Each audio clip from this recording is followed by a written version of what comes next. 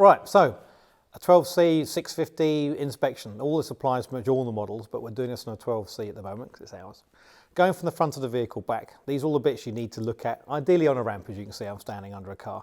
You can see a lot of these things just on the deck, but the bits to get towards the end, you need to get some panels off to look at it do it properly. Going from the front of the car, a couple of things worth looking at. Number one is this little quaint bit of hose pipe here. It's actually the drain from the scuttle. It easily gets detached from the washer jets, and that happens, water goes inside the compartment rather than going to the floor. So a little minor thing, and you'll find some dealers are charging large amounts to change jets and things. Doesn't need it, just needs to plug it back in again is the answer. Other little bits worth of note, these little niche little rubber little things here, the deflectors, they don't actually do anything. They cost about 40 quid each. We still have ours, as you can see, they get hit. It's something to bear in mind. If they're both a bit torn to pieces, bear it in mind in terms of cost base for it. Same applies to these things here, these deflectors. Again, they're very prone to be breaking. I think we've got a couple of broken on our car.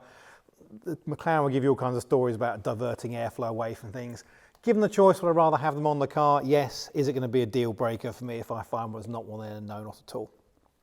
Staying in the front, some of the vibration issues you may pick up on a road test will come from these lower bar arms here.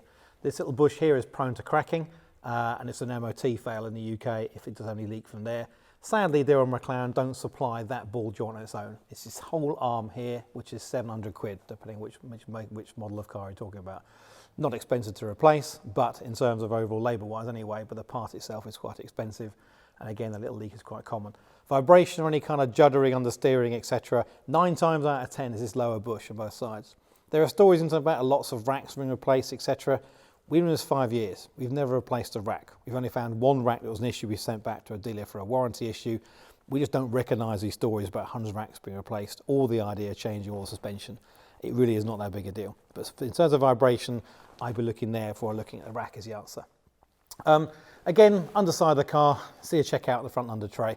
A few little marks here and there you can expect, but generally speaking, big cracks and this thing starts to get expensive.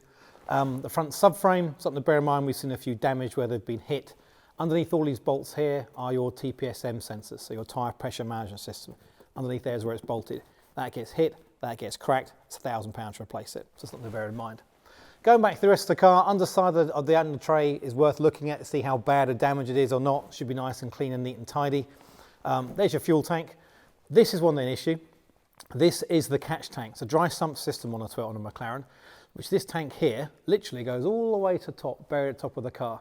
There is no easy way to replace it. The whole engine must come out. It's 15 hours worth of labour. What we have seen is some technicians, I call them euphemistically call them technicians, where they have tightened up this sump plug too tight and have bent the tank. Now, that's not to say the tank will crack, but bearing on the tank on its own is 1,500 quid, another 15 hours of labour, so £3,500, £4,000 job to replace that tank. You don't want it damaged, you can help it. Right, to the crux of the matter here. A couple of things worth noting. Water pumps, common leak failure. You will see dried water, coolant, etc. around this area here in the bottom of the pump where the sealer's gone. That's quite common. Here are some of the clips I mentioned. Obviously ours are all replaced with Motorsport specification Motor Jubilee clips, but these little clips here, thin little plastic things will come off.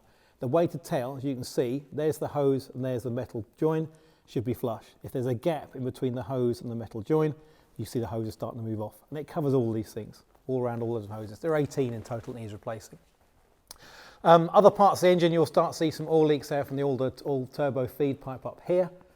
You'll see a little weep of oil down to one of these oil feed here, etc. It's about £170 part and about 2 hours to fix. So not disastrous, but it's a common failure if you can. You shouldn't see any oil residue underneath. They tend not to leak from terms of the main seals. They're all pretty strong and solid in that regard. So keep a look underneath. If it's clean and neat and tidy, generally speaking, it's probably a good condition car. Right, gearbox, the bit everyone concerns about. This car is fitted with a catch tank, so we don't have the problem of the leaking around the top of the tank and then causing residue down the side. What we are looking for is also the telltale hole. Now, if you're looking at it, we've removed all 3 under trays. You've got the rear under tray here. This is a separate section needs to be removed as well, and the front section. That is the hole you're looking for. I get where my finger is. There, look. So, what you do is you fire the car up, get it nice and warm, run the gearbox. If oil is leaking out of that hole at that point in time, you potentially have a gearbox rebuild required. Okay, a little bit of weep of residue like that is perfectly fine. That's what it's for. Any kind of oil coming out of that, and we're talking about a volume of oil, that should probably go onto the gearbox side. But you can't see that hole without all these trays being taken off. That takes about 35-40 minutes to do. We do a full inspection of this part for the car. We charge $199, including all the work to get done. I'd ideally try and make sure people get a better chance of getting a car they can look at and like the look of it can. Make sure no problems with it himself. Other than that, the rest of the car, as you can see, the rear understray's taken off. Again, look for any signs of any damage. We've never seen any with the rear subframe dented at all or damaged at all. They take a hit pretty well. And also leaks around here, which is the gearbox cooler. We've actually replaced one on ours. We put a hole in it and it has a very high pressure jet comes out the side of it when the matrix fails on that. Other than that, really it's a condition-based type scenario. Never replaced the rear arm yet, they're all pretty strong. Check all the suspension units, etc., making sure there's no residue around the shocks themselves. Again, they're pretty reliable in that regard. If there's a problem with the bowls, which is the common one to replace, you'll determine that from a road test. Road test for us and these things is to find yourself a road that you like and then drive it back and forth on different suspension settings. The car should feel subtly different, not dramatically so, in between each drive and feeling it. Again, ditto in terms of the car pulling, etc. I guarantee the geometry's out. It is worth checking that and budgeting that for when you get the car being done. Last thing is worth looking at, hard to see here. We've seen a few cars with the wrong coolant's been put in. Okay, it's quite crucial to get the right coolant match the car. You know, different colours, BMW have their colour and different vice versa. Same applies to Vauxhall and Mclaren. They have their own specific coolant to go in. It's pink in colour, not blue. We've seen a few with blue coolant in, etc. Something to be careful of. Is it going to cause any damage? Probably not. But it shows someone's worked on the car who may not understand the car and the details they should do. Tyre wear, again, the same thing. Any kind of uneven tyre wear would indicate some kind of issue in terms of suspension, in terms of the geometry setup of the car. Doesn't necessarily mean disastrous. And a lot of other things check. It's a place to check all the bushes in the back here, and the roll bar bush is not technically a roll bar, it's a sway bar to process in the bush and here as well. And basically speaking, look for the condition. Other than that, they're pretty good. But the main things are gearbox check in terms of bits that sit on the front regarding the front bushes, etc., and the front lower arms. But other than that, good to go. Bottom line, if you see all everywhere, the chances the cause of it, find out where the cause is, address it accordingly. One thing is quite a common issue on all the 12Cs is lights misting up. As you can see in ours, nice and clear, but generally you will find that these lights will start to mist up. Okay. The problem with this, they're expensive to replace. However, they're quite easy to fix.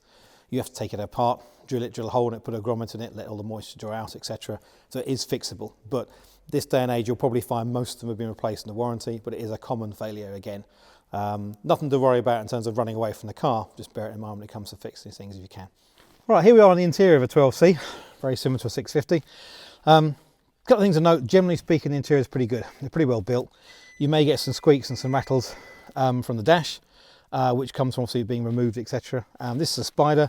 They tend not to leak and they tend not to rattle. You may get some squeaks from the doors where they've been slammed, etc. This hasn't got soft closed doors fitted, but we can fit them for them. It's quite straightforward. Couple things to note though, what level of RS it's got. All levels of RS are crap. They just don't work. It's the worst thing they did. This is an RS1, so it's the first one, so it's the highest level of crap you can get. And it means it does one thing very well, but it can't do more than one thing at a time. So if you listen to your stereo on the iPod, the sat-nav won't work. You get a phone call, if you get a chance to get a signal, then the radio won't work. You can upgrade them, but for £3,500, we didn't bother. It works on iPod, it works on a phone individually. The sat-nav is truly woeful though. If you go via Birmingham, via Lincoln to get there, that kind of thing. But it'll work, and any problems with it, etc., you can just basically reset it. To work out an RS1, these little divot buttons here, that determines RS1, and you can see from the screen what it will do. This is fitted with a full carbon interior, so you may find this is plastic, etc. Makes a big difference in terms of quality, to the steering wheel.